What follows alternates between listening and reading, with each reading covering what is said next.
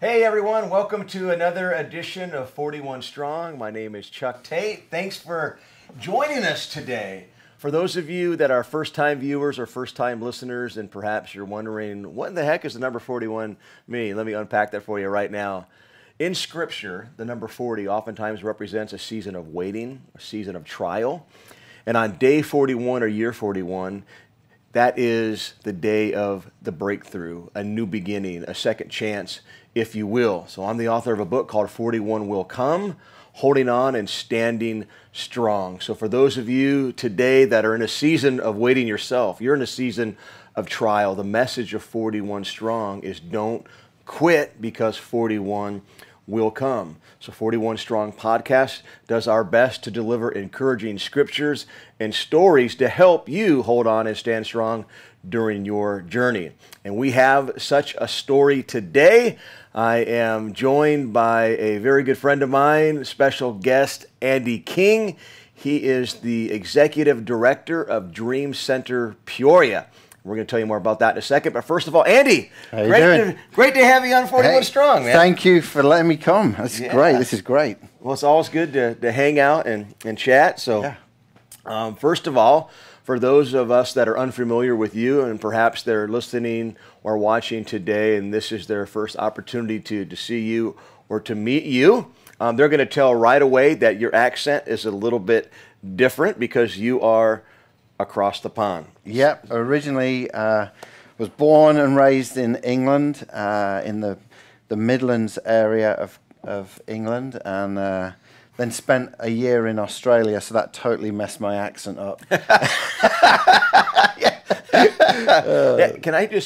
I wish that your voice was Mysore, just so you know. I think that would be...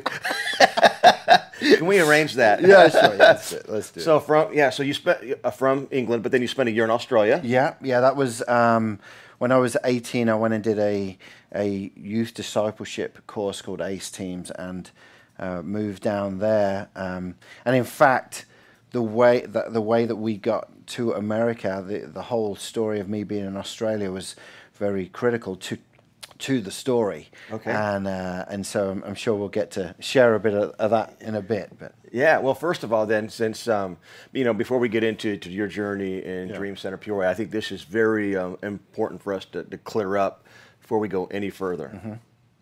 Football or soccer? It's not even a debate. Well, it's always football for us. Football as in soccer. Yeah, I was having this debate with my daughter the other day because she's like, yeah, the football over here, they only kick it 2 or 3 times in a game. As in American football. Yes, and so I think it should be called throw ball. But yeah, but the English did invent soccer, and played quite a bit as a kid. And the weekends at our house, we get it through satellite, the English Premier League, and so most Saturday mornings, that's where I'm at, is watching that. On the couch, watching watching the real football. Yeah. American football kicks off this weekend, but that's not the real thing, according to you, right? Well, I saw a social media post by you last Friday Night Lights at a high school game, and I just love the post, man. The sights, the sounds, the pads hitting, and the band, the marching band, the cheerleaders, just the smell in the air, the temperatures dropping. I mean, it's Friday Night Lights. It's all about football, but then your hashtag was not real football. Like I'm gonna bring this up. We're gonna talk about this. But that's cool. You would like my brother-in-law. My brother-in-law would love you. He is Chinese. He's from Indonesia, and he grew up all about soccer. He lives and breathes soccer. So he has all the channels. He watches every day. He's got games on his computer where he's managing his own team. Oh, yeah. I mean, he is all about soccer. That's all he cares about. I mean, every day, soccer. So we need to connect. Yeah. So my brother Eddie, hey, come on in. Welcome to 40. Oh wait, no. He's not really here, but anyway. Well, hey, so you came to America. Yeah. And for those that don't know, your father is the founding and senior pastor of Riverside Community Church, a great church. I have had the opportunity to speak there. You have spoken at the church I lead, Rock Church. But I always tell people if I wasn't a pastor, I'd be at Riverside. Yeah. It's a great, great church. And Riverside founded the Dream Center. Correct. Correct? Yeah. So why don't you tell us a little bit about how the Dream Center even came to be? Yeah. And before we even talk about how it came to be, for those that are unfamiliar with the Dream Center, what is the Dream Center? Well, the Dream Center really is, for us in Peoria, really an outreach arm for many churches. The Dream Center was established here in Peoria 15 years ago. This year's our 15-year anniversary. Ah, happy anniversary. Yeah, and cool. So, but it all came out of when Riverside started. We realized planting a church downtown at that time was not really popular. Sure. A lot of churches were in the suburbs, and there's nothing wrong with that at all. But God really directed my dad to plant a church downtown Peoria, and then from there we could impact the city out. And so we started the church, and we realized that there was two groups that were coming. There was a missional crowd that were people who were coming to the church who wanted to make an impact. Okay, they were coming on a Sunday so that they were fueled and ready to go out and impact their city. Okay? Yeah. So that was one crowd that was coming. But there was another crowd that was coming. There was the crowd from the city that were broken, that were hurting, that were needing help. Yeah. And just saying we're going to pray for you wasn't enough.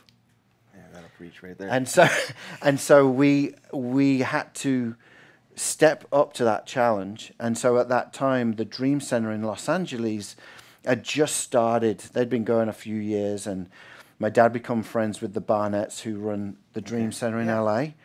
And Matthew endorsed my book, by the way. oh, hey, yeah. it was downhill from that. No, I'm joking.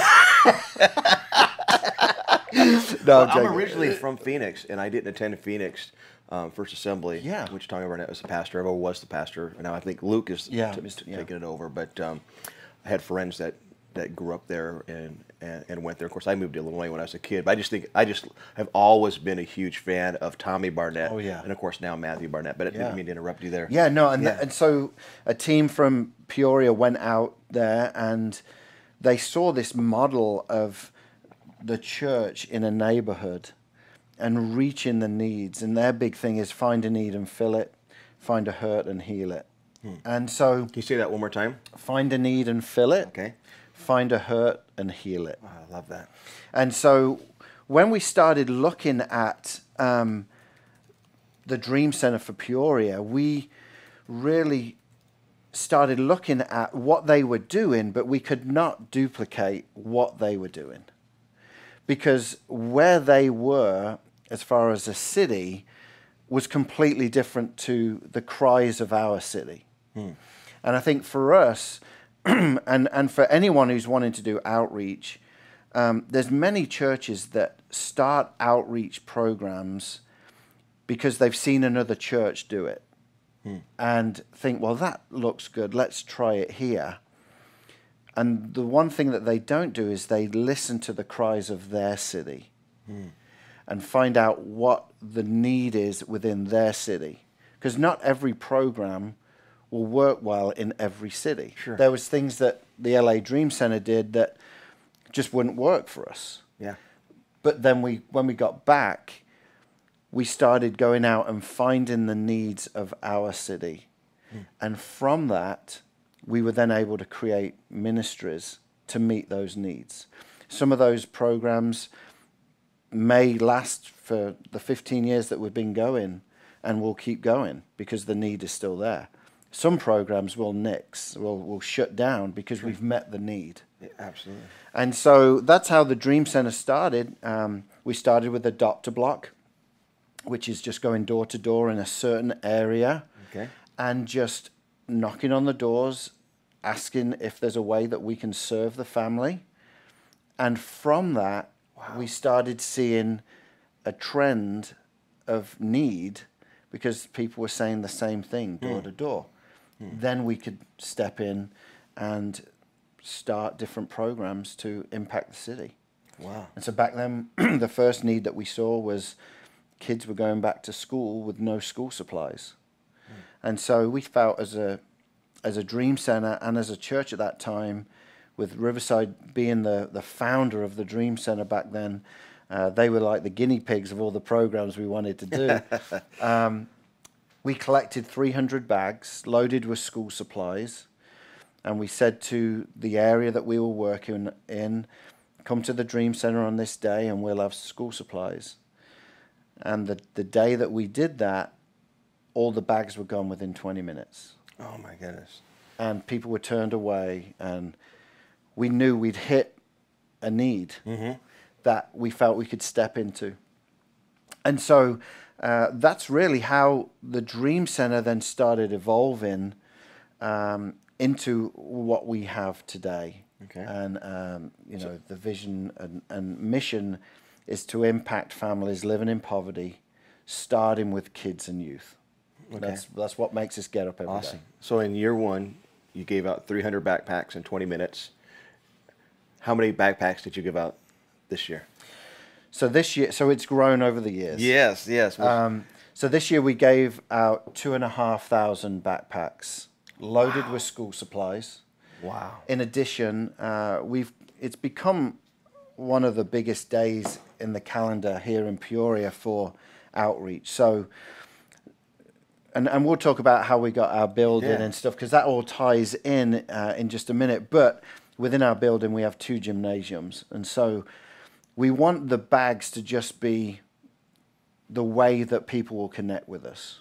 Okay? Yeah. We are so meeting you put a soccer need. ball in there? Yeah. A British flag. It works every time.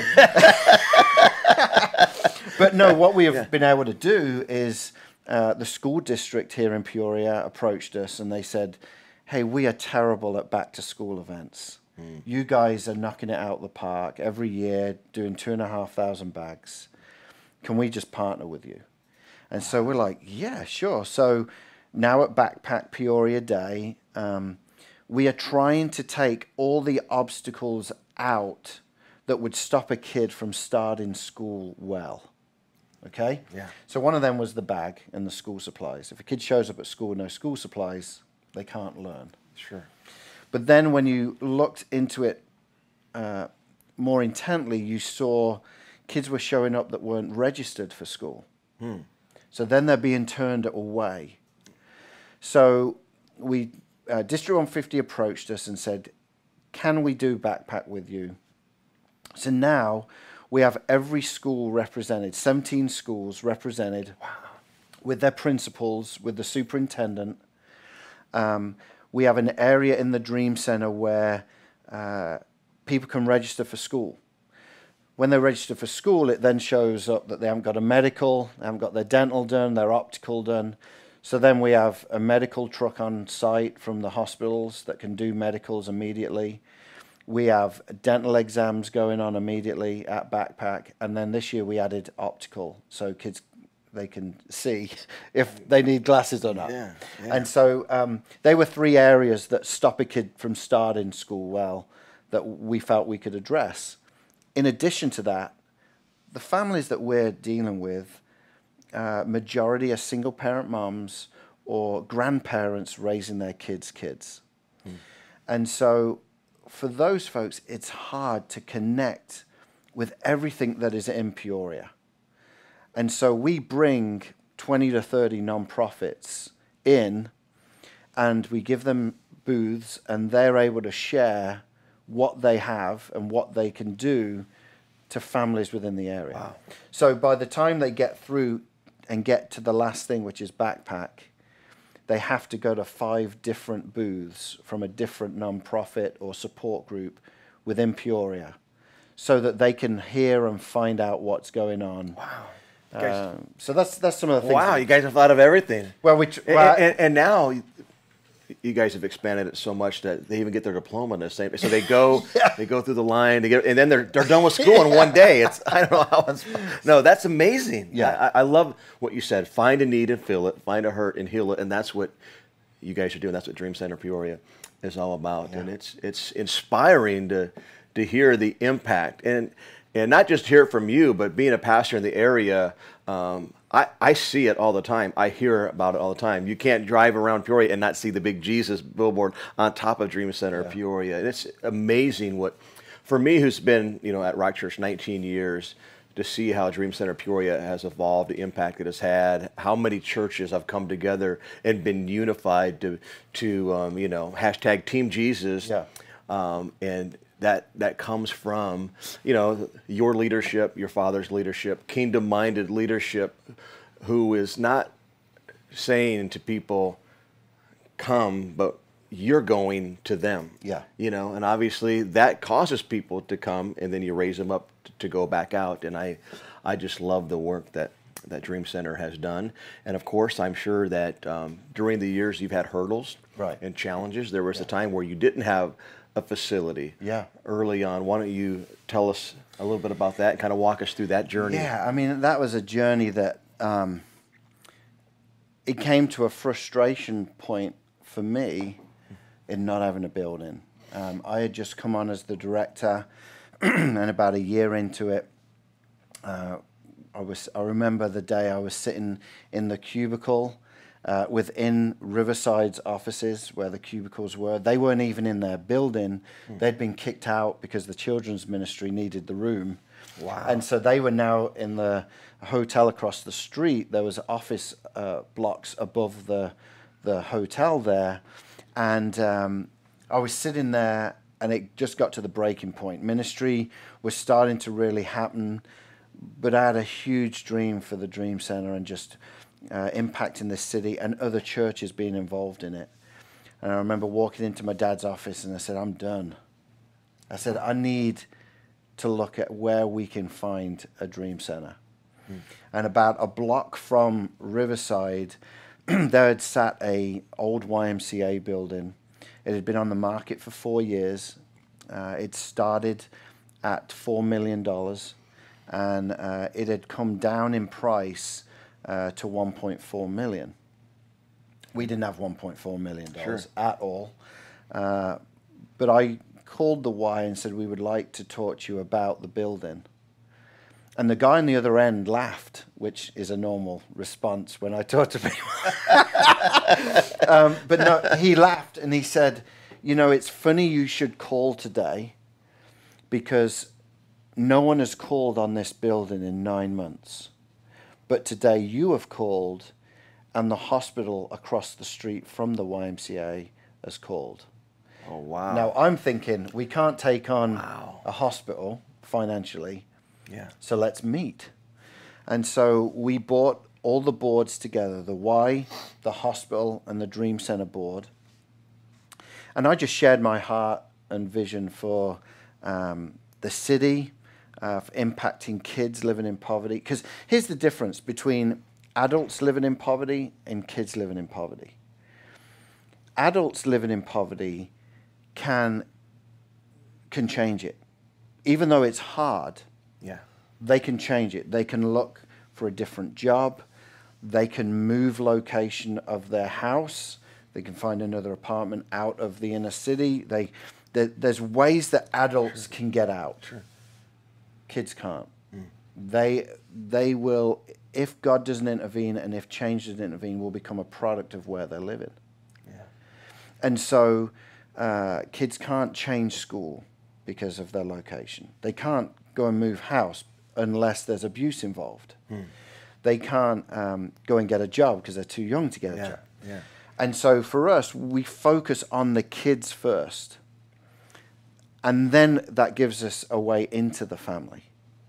And so that's how we've gone about business with the Dream Center from day one. And I shared this to these boards, and they said, that's great. We hear what you're trying to do, and this building would be great. Now, Methodist, what do you want to do? Methodist Hospital, what would you like to do with the building? And so they got up and they shared that they would knock the building down, that they didn't want the building. But what there was with this building was there was this building, and then there's a road, and then across the street from the building was a football field, a real football field, sized parking lot. Okay? Yeah. Methodist Hospital already owned 2/3 of the parking lot, but there was this football field size area that was part of this original building. Okay. So Methodist Hospital turned to us and said, we would knock the building down, but what we want is that parking lot. So I turned to them and said, okay, out of the $1.4 million, how much do you want to pay for the parking lot? And they turned to us and said, we'll pay $1.2 million. So we ended up buying a 140,000 square foot, 8-story building for $200,000. And we just got insurance. Wow. You know, we have to get it insured every year, obviously. And Originally $4 million. Originally 4, came down to 1.4. And you bought it for $200,000, which for a lot of people in the suburbs is a house payment. Exactly. Wow. And when you look at the building, we now have been able to. We now do ministry 24/7. I mean, there is not a minute of the day where we're not doing ministry now. Just with getting the building, that now meant we could meet more needs. So within our building, right now, there is a homeless shelter for women and children. Okay. We have just in the last 3 weeks gone from an 8 o'clock at night to 8 o'clock in the morning emergency shelter. That's what we were doing. Okay.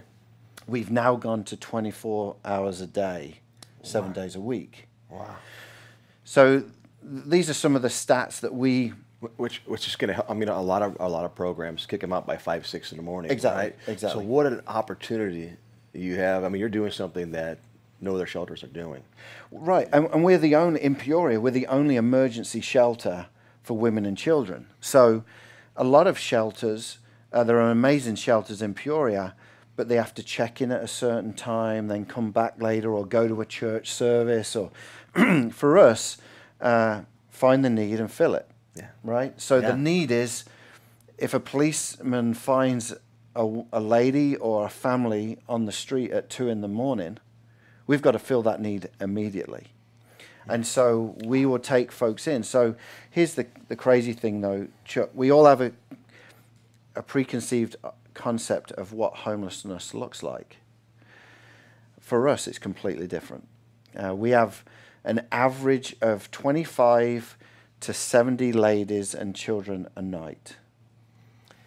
Wow. Our average age is 9 years of age. Wow. So our kids, our face of homelessness is a child that's 9. It's not the older lady that you would think of, or we do have those. Yeah. But the average age. But the average age. And so our aim is to go from the homeless shelter and then get them, obviously now they're off the street overnight, we then have caseworkers working with them all day long. Our aim then is to get them into our program called The Village. Okay. We have 21 apartments. It's a 2-year program where they now get real intense on getting the lives of either the individual or the families together and getting it on track. So within 2 years they can be back into society. Wow. Most of the people leave within 12 months because they've got the support they needed and they're now back on the street, and 89% stay off the streets after going through that program. Man. So that's just some of the things we do.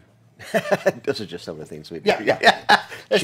Changing lives, instilling hope, fueling faith. I mean, making a difference right now, but also making an eternal difference. And the Gospels is part of that. Wow, it's amazing. Well, how can people get involved? Those that are watching or listening that are in the Peoria area, how can they get involved? And then how can somebody that's not in the area, get involved. Yeah. So, I mean, our website, dreamcenterpeoria.org, the best way for anyone to volunteer is just to go on there and they'll see a button that says get involved. Sure. They can click on there and get involved. Get involved. Just sign up. And just so you know, what's funny is being a pastor, I have people approach me, and we're probably, 10, 15 minutes away from the Dream Center, but I just recently I had somebody send me a Facebook message and said, hey, hey, we love Rock Church, but where's our shelter? Where is our food pantry? Where is our clothing ministry? Yeah. And I said, at the Dream Center, Yeah. Peoria. Yeah. We're not going to reinvent the wheel. No, There's no. already a ministry that is impacting the entire region,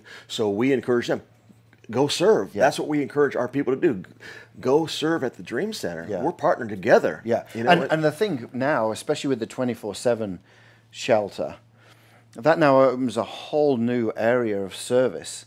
The Salvation Army, we partner with the Salvation Army on meals, so that we get the meals from the Salvation Army, but now we need people to help serve. The weekends we don't get Salvation Army food, so we need churches to do casseroles and things like that, so that Yeah. we can still feed the folks on the weekends. Yeah. So there's plenty of opportunity, and I haven't even touched. We have a whole youth development side of things, where you talked about the diploma.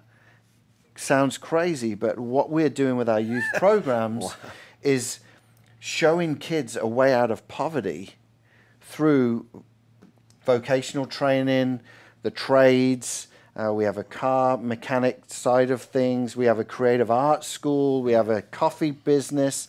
Wow. Showing kids a Yeah. way out of poverty through business. Yeah.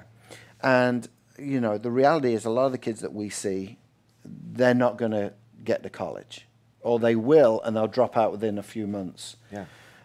And yet we can now give them practical training so that they can get out of high school, but then also find a job when they leave. Love it. So they're just some of the... Man, bless you guys. Seriously, Thanks. that's amazing. It's unbelievable. So, wow.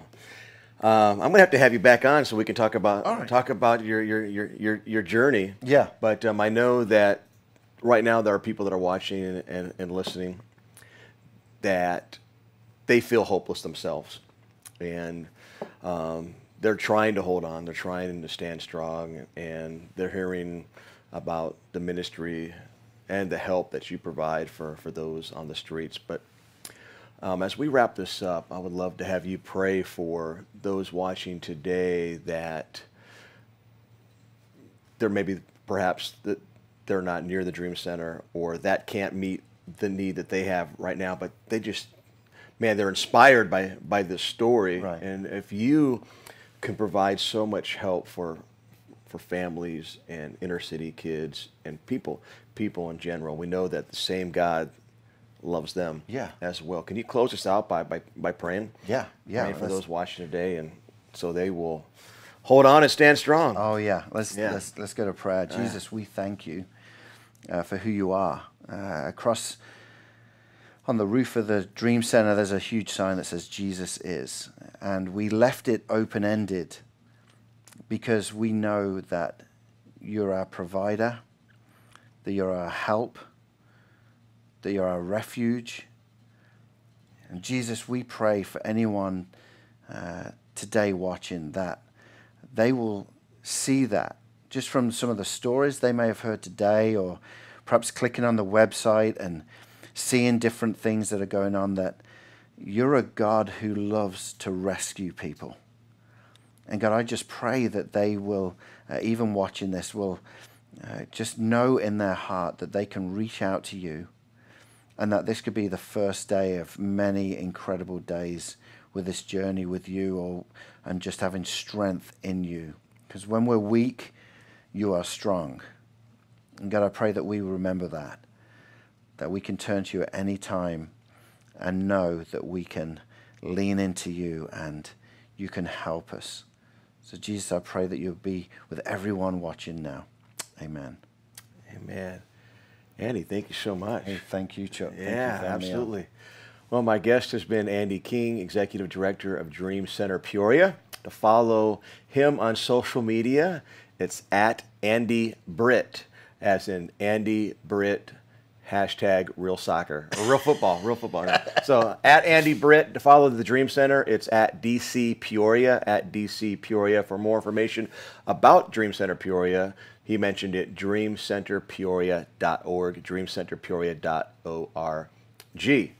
All right, well, listen, we want to thank you for watching and listening today. For more information about 41 Strong, you can visit our new location, which is peoriaarea.church, peoriaarea.church. Again, my guest was Andy King, our producer, Mike Sable. I'm Chuck Tate. We'll see you next week. PeoriaLife.com